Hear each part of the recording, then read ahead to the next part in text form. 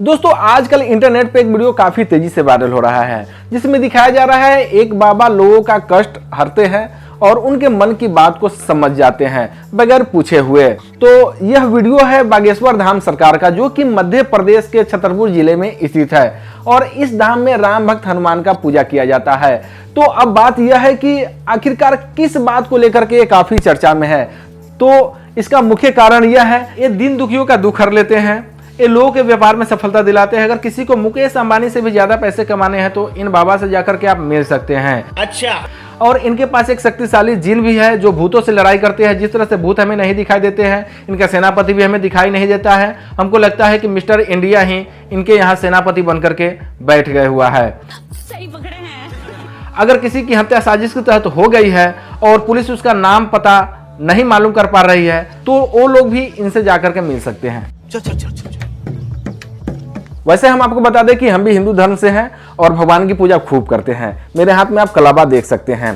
तो वीडियो को पूरा देखे बगैर ही आप अपना तर्क बिल्कुल नहीं दीजिएगा और ऐसा मत कहिएगा कि मैं नास्तिक हूं और मैं हिंदू धर्म का विरोध कर रहा हूं। भूत खाली आदमी को पकड़ता है, जानवर को नहीं। लेकिन हमने गाँव में ऐसा देखा है कि लोग जानवर को भी झाड़ फूक करवाते हैं और बोलते हैं कि इसे किसी ने नजर लगा दिया है, इसे भूत प्रेत पकड़वा दिया है। अब जरा सोचिए, आप जब तक जंगल में जानवर खुले हुए घूमते हैं तो उसे कोई भूत प्रेत से मुलाकात नहीं होती है। लेकिन वही जानवर जब इंसानों के दरवाजे पर जाता है तो उसे कोई नजर लगा देता है, भूत पकड़ा देता है। तो यहाँ पे जो भूत है वो जानवर को नहीं, इंसान के दिमाग को पकड़े हुआ है। और जो इंसान ऐसा सोचता है कि भूत नाम की चीज किसी को पकड़ता भी है, बस उसे ही भूत पकड़ता है और उसके जानवर को ही पकड़ता है। दोस्तों किसी ने खूब कहा है कि जो बीत गया वो भूत है, भूत के बारे में मत सोचो। भूत की जो बातें करते हैं वो जीवन भर डरते हैं। क्या बात है सर, क्या बात है सर। तो भूत से लोगों को नहीं डरना चाहिए। अब आते हैं हम बागेश्वर धाम सरकार के टॉपिक पे। यहाँ पे बागेश्वर धाम की सच्चाई के लिए हमने YouTube पे सर्च किया कि यहाँ का सच्चाई क्या है। तो हमें एक वीडियो मिला जो कि एक टीवी चैनल का था, न्यूज टीवी चैनल का, और वो भी हमें घुमा फिरा करके यह बता दिए कि बागेश्वर सरकार के पास एक दैवीय शक्ति है जिससे कि वो लोगों की मन की बात जान जाते हैं, उनकी समस्या को हल कर देते हैं। तो भैया इन टीवी चैनल से हम क्या उम्मीद कर सकते हैं जो खुद रात को जंगल में जाकर के भूत की तलाश करते हैं? सब टीआरपी का खेल है सर, सब टीआरपी का खेल। ये गड़बड़ है बाबा। आप यूट्यूब पे बहुत सारे ऐसे वीडियो हैं जो बागेश्वर धाम सरकार के एक्सपोज टाइप का वीडियो है। उस वीडियो को आप देखिए और उसके कमेंट बॉक्स में जाइए, देखिएगा भर भर के पूरा गाली है। अभी आप पूरा वीडियो देखे बगैर हमको इस तरह का अभद्र व्यवहार मत कीजिएगा, पूरा पहले देख लीजिए। आखिरकार इतने लोगों का विश्वास इन्होंने जीता है तो असर तो दिखेगा ही। जानकारी के अनुसार बागेश्वर धाम सरकार धीरेन्द्र शास्त्री जी के गांव में ही हनुमान जी का मंदिर है और इसी मंदिर के भीतर इनके दादाजी का, जिनका नाम है भगवान दास गर्ग, उनकी समाधि है। और बताया जाता है कि इनके दादाजी जो कि एक सिद्ध पुरुष थे और ये विद्या उन्होंने उन्हीं से सीखी है। अब एक बात आप सोचिए कि किसी को देख करके, कोई भी अनजान आदमी को देख करके उसके चेहरे से ही उसका इतिहास पता कर लेना कि उनकी शादी कब हुई है, उनके परिवार में कौन कौन से लोग रहते हैं, उनकी समस्या क्या है और उनकी समस्या सुलझा देना, यह वास्तव में एक विद्या है। तो इस विद्या का विकास क्यों नहीं हो रहा है? इसका स्कूल खुलना चाहिए ताकि आम जन की आवाज आसानी से समझा जा सके। यहाँ ना बहुत बड़ा झोल है। ये नए युग का बाबा है, अपना क्वालिटी मेंटेन करके रखते हैं। पहले के जमाना में जो बाबा हुआ करते थे उनकी एक छोटी सी कुटिया होती थी और जो कि घास फूस की बनी हुई रहती थी। वैसे जगह पे अभी के लोग जाना भी पसंद नहीं करेंगे।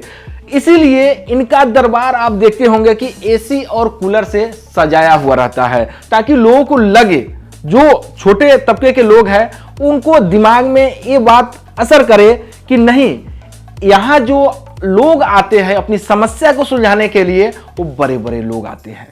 एसी है, कूलर है, टाइल्स लगा हुआ है, पूरा सुंदर एक दृश्य खड़ा किए हुए हैं ताकि लोग के दिमाग में जाकर के ये बात बैठ जाए कि यहाँ पे समस्या सुलझ ही जाता है। एक वीडियो है इनका जिसमें कि ये भूतों की पिटाई करते हुए नजर आते हैं। ये अपना हाथ तक नहीं उठाते हैं, लेकिन इनके पास एक वर्चुअल सेनापति है। जिस तरह से भूत हमें दिखाई नहीं देती है उसी तरह से इनका सेनापति भी किसी को दिखाई नहीं देता है। लेकिन जिनको भूत पकड़ा है उनको गजब की पिटाई करता है।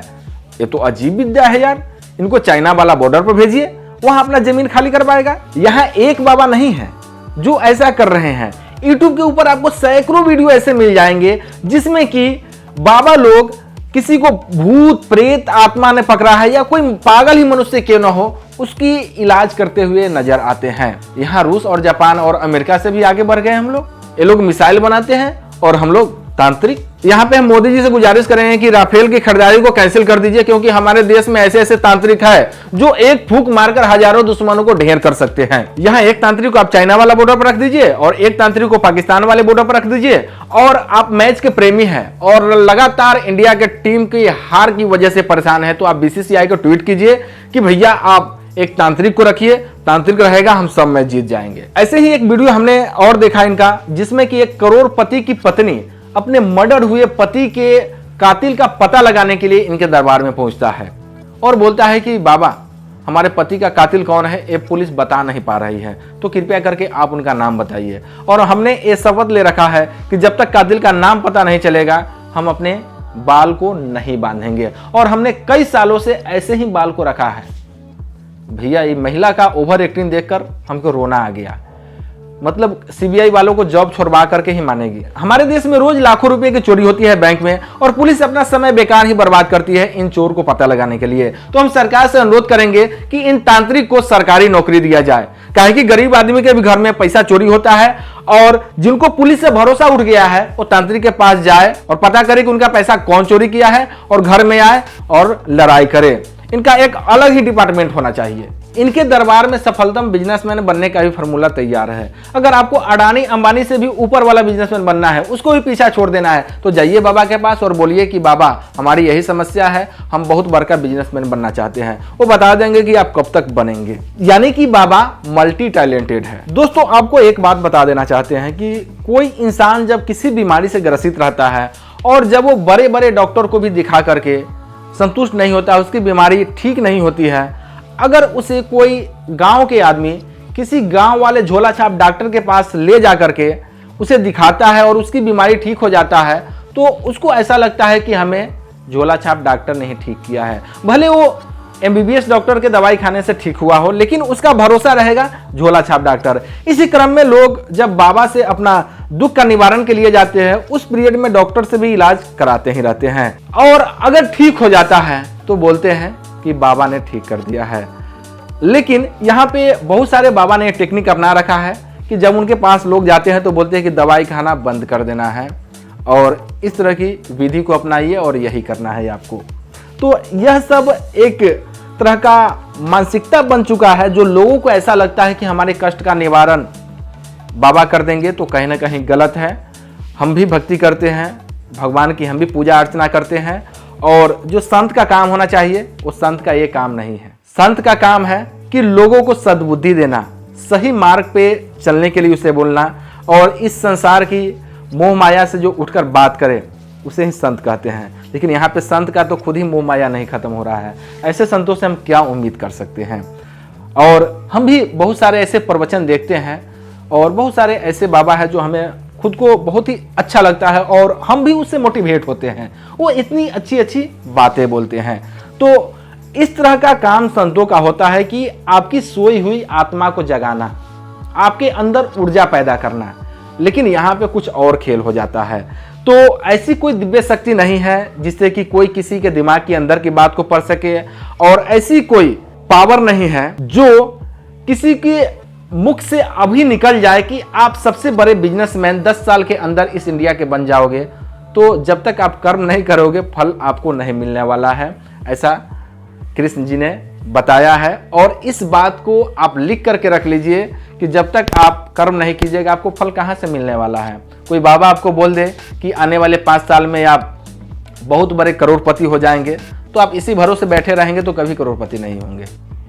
तो हम आपसे यही गुजारिश करेंगे कि इन सब तथ्यों को ध्यान में न रखें, और इस तरह की जो अभी YouTube के ऊपर या कोई भी सोशल मीडिया के ऊपर वीडियो वायरल होता है, वो शॉर्ट वीडियो के रूप में हो या लॉन्ग वीडियो के रूप में हो, और लोग उसे बहुत ही जल्दी पकड़ते हैं। यहाँ पर यही काम करते हैं बाबा लोग, कुछ अपना सेटिंग के साथ यहाँ पे एक वीडियो शूट करते हैं, कंप्लीट वीडियो, जो लोग को देखने में अच्छा लगे और लोग को ऐसा लगे कि ये बहुत ही पावरफुल है और इनके पास हमें जाना चाहिए अपने दुखों के निवारण के लिए, और लोग जाते हैं।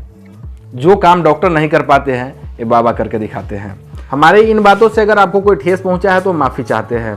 हम वैसे संत को मानते हैं जो भगवान की बातों को बहुत ही अच्छी तरह से हमें समझाता है और जीवन को कैसे जीना है इस बात को, इस तथ्य को हमें पॉइंट टू पॉइंट समझाता है और हमें मोटिवेट करता है। हम ऐसे संत को मानते हैं। इस धरती पर कोई ऐसी दिव्य शक्ति नहीं है जो किसी अनजान व्यक्ति के भूत और भविष्य को बता सके और भविष्य को बना सके। ऐसी कोई शक्ति नहीं है।